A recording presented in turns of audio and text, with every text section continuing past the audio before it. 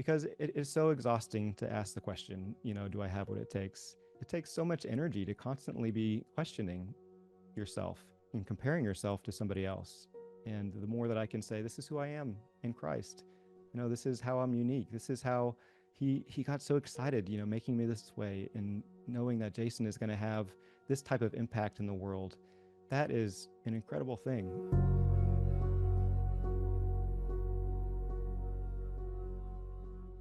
Hey man, thank you for listening to my interview with Jason Mellard about how to own your identity and become confident, especially if you experience unwanted same sex attraction. This episode will really resonate with you.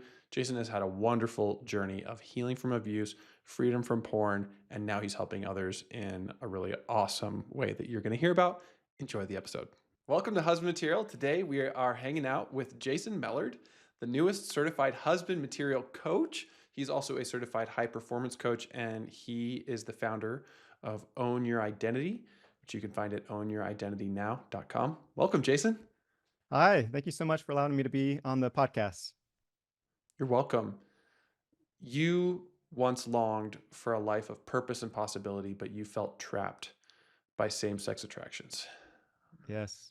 Yeah, absolutely. What was that like for you? I went to high school and college, and I got into porn, and I was obsessed with guys at different times, and I didn't know what to do about it. I was also experiencing depression and anxiety, and towards the end of college, I got to a place where, man, I was just trying to put one foot in front of the other, and ended up in the emergency room with a nervous breakdown. Didn't know what to do. But soon after that, I met someone that said to me, "Tell me more. Tell me everything, Jason. I want to know." And he was very insightful and perceptive. And he asked me, "Jason, were you abused sexually?" He just had a sense. And, I paused for a moment, and I thought I could just say no. I could change the subject, but I know that if I step into this scared and do it anyway and be open and vulnerable, I know it's going to lead me to somewhere better. And I said yes. And I can't tell you how freeing that was to show up and be open and honest. And that was really the first piece of my healing journey. Having somebody really listen, with their full attention and have a lot of tools. This man, a mentor of mine, he had a lot of tools that he could help me with.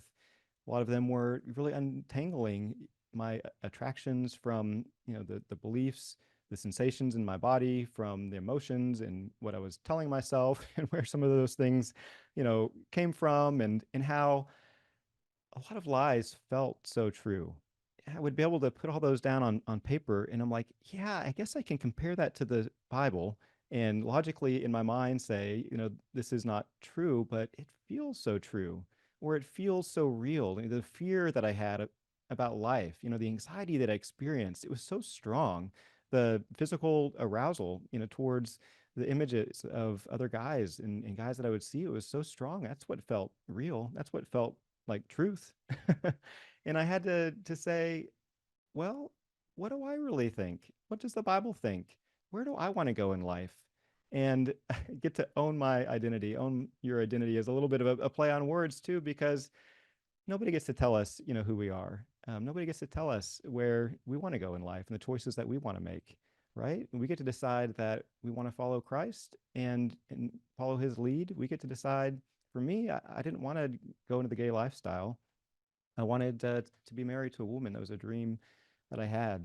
And I had to understand that I can hold both of those things loosely. I can understand my arousal, the thoughts that I was having, and at the same time know that I really did admire the opportunity to be with a woman in the future. I didn't know how those two things were going to work out, but I trusted God.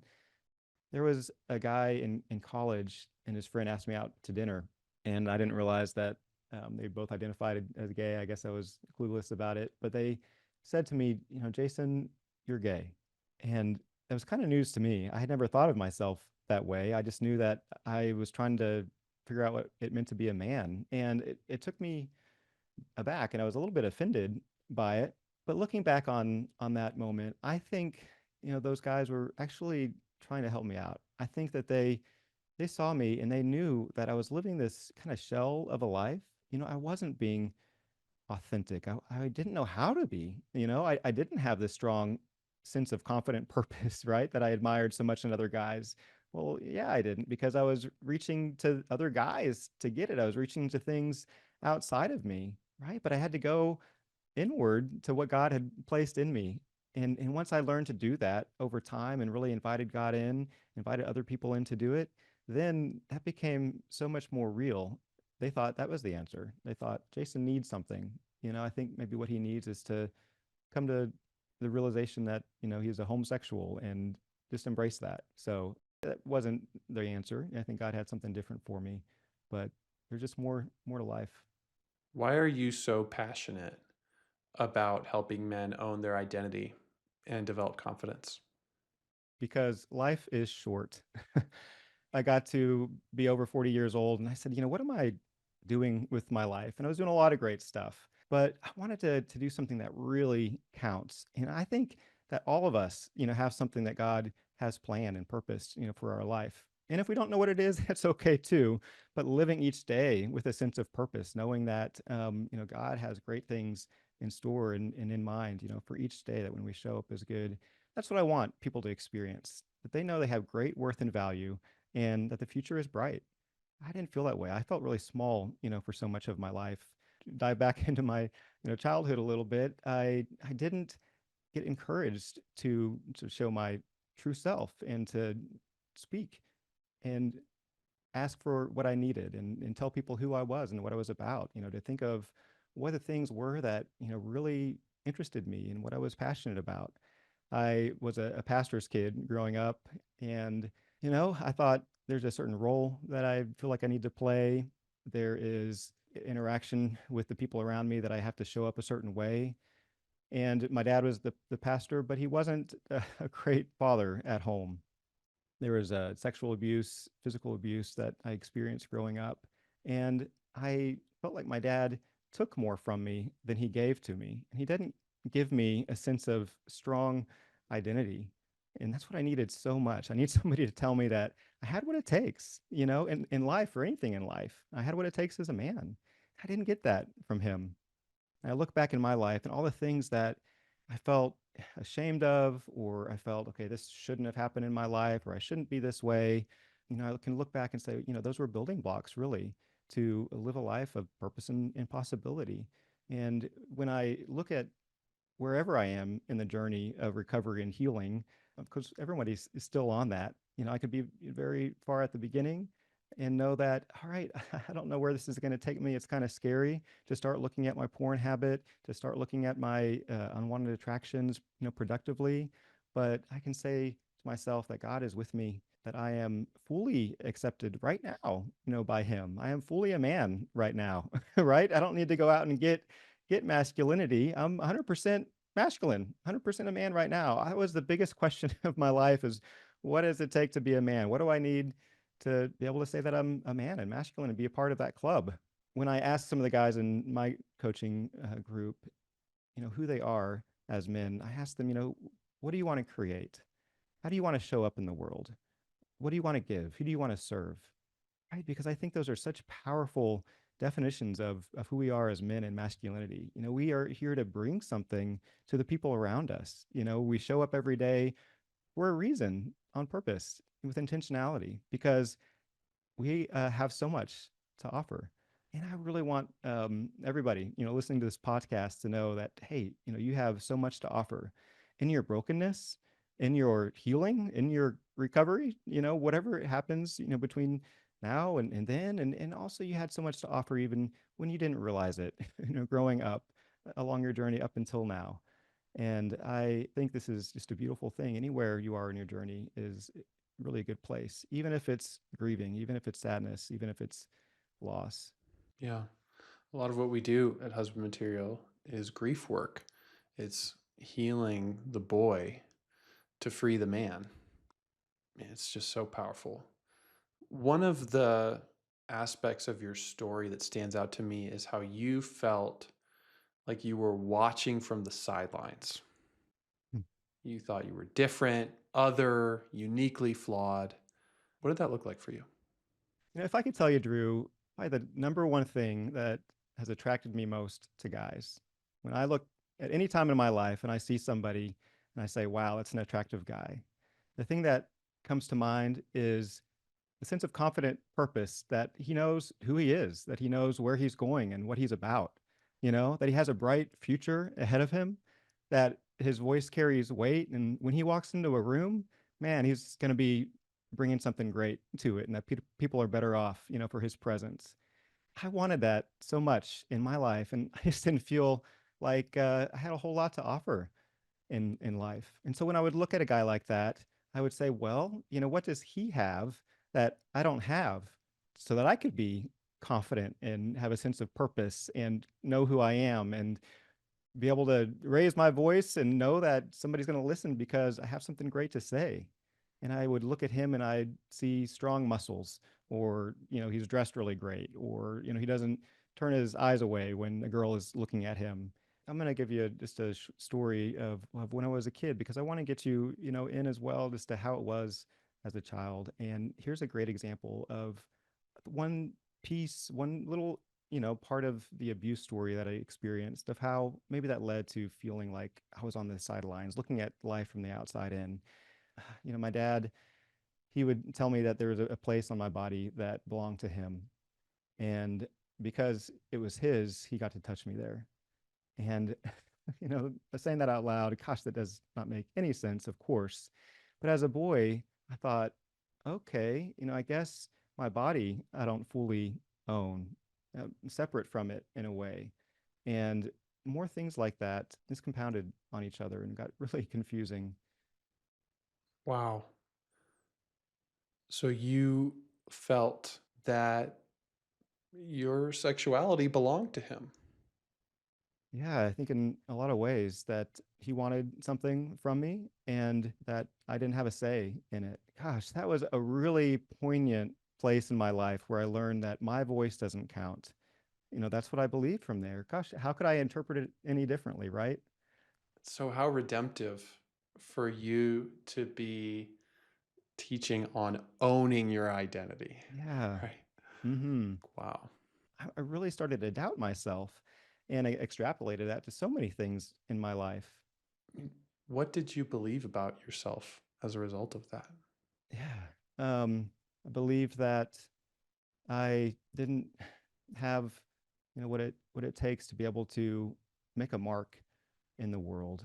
I didn't believe that my voice counted. I know I mentioned that, and I didn't believe that I had value enough for somebody to actually look at me and say, Jason, what do you want to do right now? What are you thinking? What are you feeling?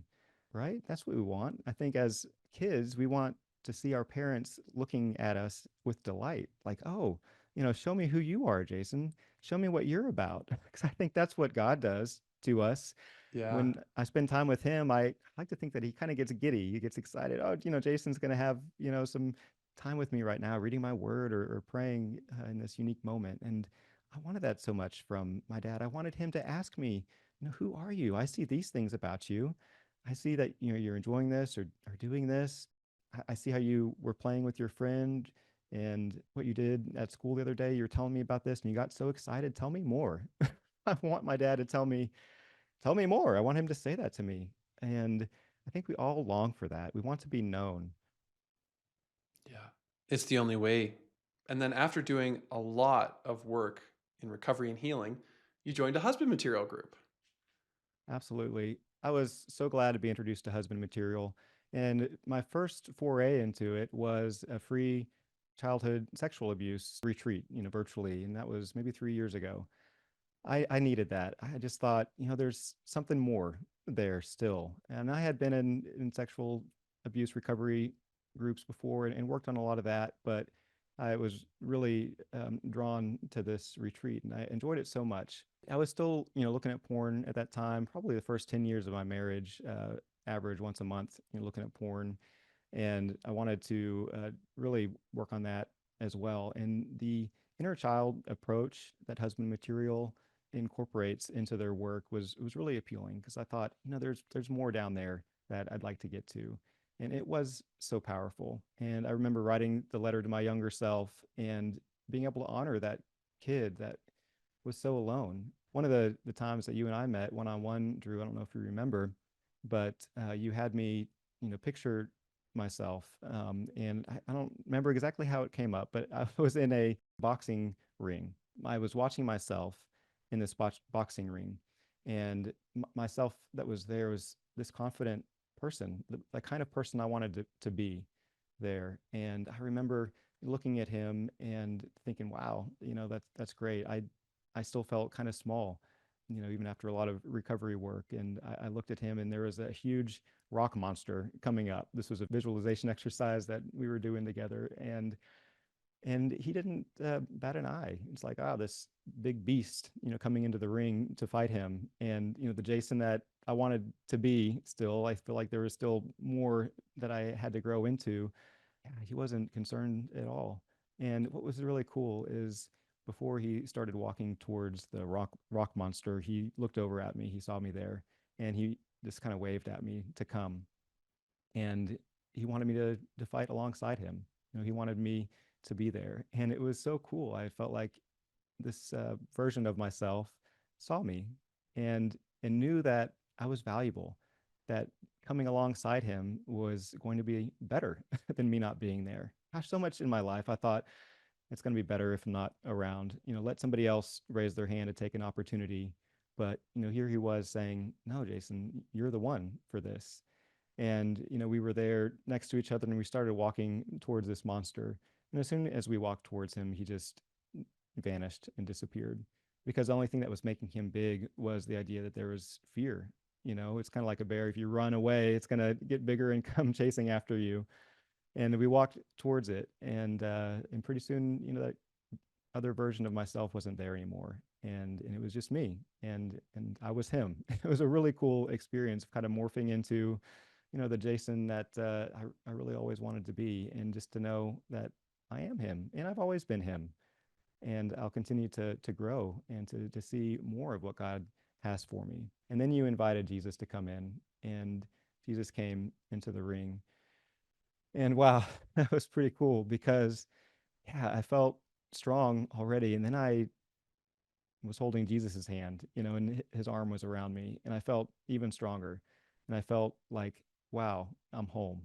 And then he walked me out of that boxing arena, and we, walked home, and it was just a beautiful experience. So that was one of my really favorite things about doing the small group coaching and then having the one-on-one experience with you through that, is to be able to integrate, the person I think I am and the person that I know God knows that I am already. And when those get integrated together, it really is powerful. And being able to move forward in that is a beautiful journey. Amen. So I'm so excited to have you on our team now, leading others through this journey as a coach. And also, you're leading your own ministry, creating lots of content, podcasts, articles, and you have a course. Can you say more about that? Yeah, I'd love to. I really want to be there for the person that is maybe discovering their unwanted same sex attractions for the first time, or, just in a place in life that they feel stuck and are trying to figure out how to move beyond them. And I know for me, I felt like they held me back in so many ways. And one of those ways was by letting those attractions be so big in my mind. I had shame and fear and judgment to really, blow up this beach ball. I use that analogy in one of my podcasts, into something that was so big it obscured my view of what was possible in life. In my coaching program, which is a 12-week group coaching program, can do it one-on-one as well. I start by getting men really clear on who they are, before we really dig into the deep work and look at the childhood issues and all those really incredible opportunities to grow further in and see where those beliefs come from, starting with, this is who I am in Christ. This is how God designed me, to show up in the world. Start to be able to regulate, your thoughts and emotions. The first module is called Find Your Voice, the first of the three modules. And it really is being able to step into the knowledge and understanding that I have a great voice to be able to share and to offer to other people, and that I'm going to come into this, second module of doing the deep work in a more empowered way. And I'm going to look at the difficult things in life, knowing that they can really be stepping stones to a life of greater purpose and possibility, and not something that I have to trudge through, before I can get back to life as I know it and to be okay. And then finally, in the program, we really get ultra clear on what it is that God has in store for you and map that out and figure out what the steps are along the way. And all throughout, we'll be looking at, I know a lot of the things that for me were hangups, such as, what does it mean to be a man? What is masculinity? And then being able to grieve, grieve the fact that I have experienced unwanted same-sex attraction. I mean, a lot of guys, I don't want that. I don't want that in my life, right? Maybe even grieving that, or grieving the impact that it's had. But I want guys to know that they're not alone, that there is a great world ahead of them, and possibilities are endless in their life. It's so important to believe that, because that's how we show up more empowered in the present, is to believe that there's a future that is open to all possibilities. Amen. That's awesome. Jason, what is your favorite thing about freedom from porn? A clear mind. Wow, I don't have a bunch of junk in my head anymore. The junk of the images of looking at porn is not there. The obsession of I'm going to look at porn is just inevitable. The planning of it, the planning of not looking at porn, the thinking about having just looked at porn. I'm going to tell my wife that I did it this time, or I'm not going to. All of that junk in my head. To have a clear mind is precious. Like I said, we only have so many days to live here on this earth, and I want to make the best use of all of them. And if I have a bunch of clutter up in my mind, that's not good at all. So I love it. I just love knowing that I can choose something else besides looking at porn, and I can decide what I focus on and where I want to go. Awesome. And I can own my identity and not let porn or another person tell me who I really am. Absolutely. Jason, thank you so much for being with us. Thank you for telling your story and being vulnerable. If you would like to connect with Jason, go down to the links in the description, and he has a lot of resources and availability to help you if you are struggling. You can also go to ssaquiz.com, which is interesting. Yeah, I created ssaquiz.com, so you can get a greater understanding of where you're letting your unwanted attractions hold you back. It includes 5 key areas in life: clarity, energy, influence, courage, and productivity. And those are so powerful for moving forward in confidence in life and for making an impact. And I've allowed my unwanted same-sex attractions to really impact all those areas of my life. And the more awareness I gained, the more I was motivated to change and to grow through them. So connect with Jason, and always remember, your true identity is that you are God's beloved son, and in you he is well pleased.